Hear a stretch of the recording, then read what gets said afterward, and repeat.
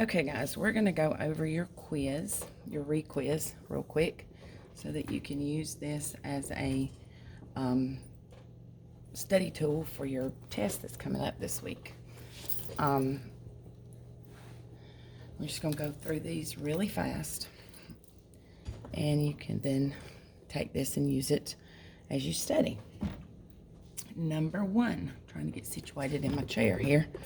A box has 3 times as many red tiles as blue tiles.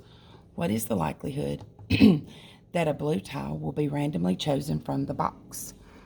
Well, we've got 3 times as many red tiles as blue tiles. So let's just draw us. So here's my red tiles. 3 times as many. And here's my blue tiles. Okay. So what is the likelihood that a blue tile will be randomly chosen from the box rather than a red tile? Well, certain right here would be 100% yes. There's 100% yes. Equally likely would mean that it was 50% yes. Well, we know that we don't have a 100% chance because there are some blue tiles in there. So we know that it can't be 100%. It's not going to be 50% because they're not the same. They're not equal. Now, we're looking for red tiles. We want red tiles. So, is it less likely or more likely? Well, there's 3 times more red than blue. If we were on The Price is Right, we would have 3 times as better chance of getting red than blue. So the answer here is going to be more likely. It is more likely that we're going to get a red tile than a blue tile. Number 2. A vase holds 3 roses, 2 daisies, 10 carnations, 4 tulips. Without looking, Anna will take 1 flower out of the vase and give it to her mother. Which phrase best describes the likelihood that the flower her mother receives will be a carnation? So carnations is what we're looking for. Well, the carnations that's the most. Okay, there are more carnations than anything else. So less likely than a daisy. So carnations is 10, daisies is 2. So the carnations we have 10, daisies we have 2. Is 10 less likely than 2? No, that's not going to be it. Equal likely. So 10 to a tulip and 4. So is 10 and 4 equally likely? No. Notice how I'm writing those numbers in there. That's real important to help you think through the problem, okay? Notice up here on number 1, I wrote those percentages down. Drew me a little picture. Those are all problem-solving strategies that help you kind of think through the problem. You may think you don't need them, but it forces your brain to think about it the way you need it to think about it, so that your brain's not thinking about what you're having for supper or Fortnite or something else. Answer choice C, greater than the likelihood that it will be any other type of flower in the vase. So there's 10. And then any other type of flower, there's 3, 4, 5, 9. Okay, so that's a possibility. Less likely, there's 10 than any other flower. Well, 10 is not less than 9. So it's more likely than any other flower because there are 10 carnations and there's only 9 of every other flower. Okay. Aaron is rolling a fair-sided 6-sided cube die. The probability of rolling an even number is, all right, so we want an even number. It's got 6 sides, so our even numbers are 2, 4, and 6. Okay. Impossible would be 0%. Equal would be 50%. All right, so less likely, well, let's think a minute about the other numbers on that number cube. The other numbers are 1, 3, and 5. Okay? So there are 3 even and 3 odd. So that it's going to be equally likely to an odd because they're the same number. There's the same number of even numbers and odd numbers. Number 4. When a fair coin is flipped, there are 2 possible ways. Okay, let's try that again. Mr. Chris, the custodian, came in to bring me some spray and paper towels. All right, so we're on number 4. When a coin is flipped, there are 2 possible ways the coin can land, heads or tails, which is true. The probability of heads is greater than the probability of tails. Well, here's what we know about a coin. We know that there is a 50% chance or probability of 1/2 to get heads. And we know there's a 50% chance or a probability of 1/2 to get tails when it is a fair-sided coin. So we know that the probability of getting heads is not, tails is not greater. We know the probability of getting heads is not greater because they're the same. Okay? The probability of heads is equal to the probability of tails. And we know that it's not going to be that it can't be determined. They are equal. The probabilities are equal. The table shows the results of the rolls Sarah made with a fair number cube. Using these results, which number will most likely land face up on the next roll? This kind of confused some people. It just means face up just means what's she going to roll next. If you think about rolling a dice or rolling a number cube, whatever's facing on the top is what your roll is. So that's what that face up means. Well, which one is less likely to land face up? Now, don't let this table confuse you. Here's our number. Right here's the number. These are the rolls. This is the number of times she rolled it. So look at this. The one she got the most was right here. And the number is 1, not 6. I think a lot of you may have missed that one because you picked 6. Because you looked here and saw that 6. That's the number of times she rolled the number 1. So it asked which number, so that would be the number 1. And I think a lot of you kind of knew what to do there. You just didn't read the table correctly. Number 6. Henry predicted that he would pick a red color card 1/5 of the time in his color card experiment. So he's done an experiment already. He's already done it. So his experimental probability or his prediction was 1/5. Henry picked a card, recorded the color, then put the card back into the bag before picking the next. He picked cards at random 45 times. If Henry's prediction is true, how many times will he pick a red color card out of the bag? Well, this is an experimental probability because he's already done the experiment. So this is what I got out of all I did. Okay, what I got out of all I did. Well, we know that he did 1/5. So now we're going to take that 1/5 and we're going to put it down here in our prediction. 1/5.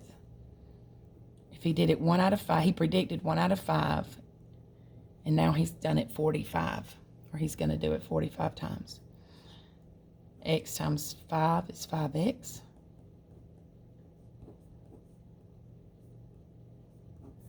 So x equals 9. All right. So our experimental probability prediction was 1 out of 5 times. And so he says I'm going to roll it 45 times. Jared expected the arrow on the spinner shown below to land on a space with the number 4 exactly 1 out of 4 times. Okay, so that's pretty good because he's saying that the theoretical probability here of getting, so let's just look at what the theoretical probability, theoretically, what I want out of all I have. So he said the number 4 out of all sections, and the number 4 out of all sections, 1 out of 4. So he was right there. Which prediction is most reasonable for the number of times the spinner will land on the space with a 4 if he spins it 48 times? So now we're making a prediction. And remember, I told you that when we're making a prediction, it's still a ratio of part over whole. And this is our probability over here. We've got to have a probability, and this is our prediction. Okay, well, here's the probability we're going to use. 1 out of 4. So how many out of 48? Start with the variable for x. Cross multiply, 48. Divide both sides by 4. And x equals 12. X equals 12. You have to have just like up here on this one. Even though we were making a prediction, we had to have that probability to put into. This is our probability. This was our prediction. Anytime you're making a prediction, it's a two-step process because you've got to have a probability to go in that bridge map. Now, the other thing is, in these two problems, it gave you the probability. Sometimes you have to find the probability. The table below shows actual results of drawing one marble at a time from a bag without looking and then putting the marble back into the bag before drawing the next marble. Based on the results shown in the table, how many white marbles would one expect to draw in a total of 50 draws? So here's our table. All right, so we've done the experiment. So we're working off of experimental probability. We're working off of experimental probability. So it's what I got over all I did. So it's WIG over AID. What I got over all I did. And our focus here is white marbles. So we're looking at white marbles. All right, so what I got here was 2. All I did is going to be all of this. How many times did we do it total? So 4, 3, 7, 8, 9, 10. So we did a total of 10 draws, okay? So that's 2 out of 10, which simplifies to 1 out of 5, okay? Now that we have that, we can come down here and make our prediction. So we've got our probability goes here. Our prediction goes here. Our probability was 1 out of 5, 1 out of 5, and so I want to know how many out of 50. Cross multiply. Divide both sides by 5, and x equals 10. The probability of a fair coin landing heads up on a toss is 1/2. If the coin is tossed 20 times, how many times would the coin be expected to land heads up? All right, so the probability here is 1/2. That's our theoretical probability. Now we want to make our prediction. Again, this is our probability. This is our prediction. We've got to have a probability to go there. Our probability is 1/2. 1 out of 2 times, so I want to know how many out of 20. Cross multiply.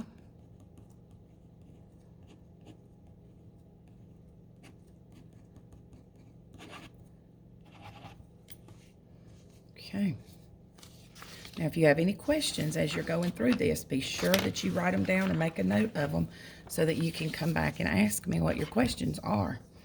Just write a note on your quiz or keep a track of them in your OMG. But this is where when your questions come up, and then we can come back and go over anything that you don't understand. The table shows the probability of drawing numbered tickets from a jar. If 8 tickets are randomly drawn, how many tickets would be expected to have a number that ends with a 6? So a number that ends with a 6. So now, this is our probability here. A number that ends with a 6 had a probability of 1/4. And we want to predict what happens if we draw 8. So this is our probability. Here's our prediction. The probability that we need is 1 out of 4 times I get a number ending with a 6. So how many if I do it 8 times? 4x equals 8. Divide both sides by 4. X equals 2. A 6-sided fair cube, number cube, is rolled once. What is the probability that the result is a 2 or a 5? So we've got a 6-sided fair cube. Now we're just talking about theoretical probability of what I want over all I have. What I want over all I have. What do I want? I want a 2 or a 5 out of all numbers. How many 2's are there? There's 1 2. There's 1 5. So that's 2 numbers. out of all 6 numbers, because it told me it was a 6-sided fair cube, which is 1 out of 3 when we simplify. Simplifying that, we're just dividing the numerator and the denominator by 2. Number 12, the table shows the results of the spin Maria made with a spinner. Using these results, what is the probability the spinner will land on Stegosaurus the next spin? Well, here's Stegosaurus.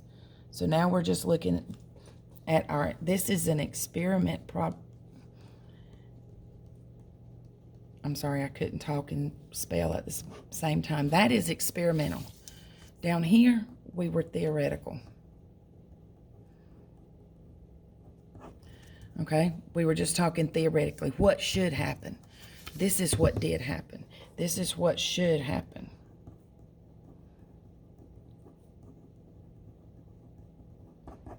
This is what should happen. This is what did happen. Because we've got this, we've got the results. We've got the results in our table right there, okay? So, when it's experimental, it's what I got, WIG, over all I did, aid. What I got over all I did. What did I get? I got 20 out of all I did. Now remember, all I did is this. This is our all. So, 80 plus 20 is 100, plus 60 is 160.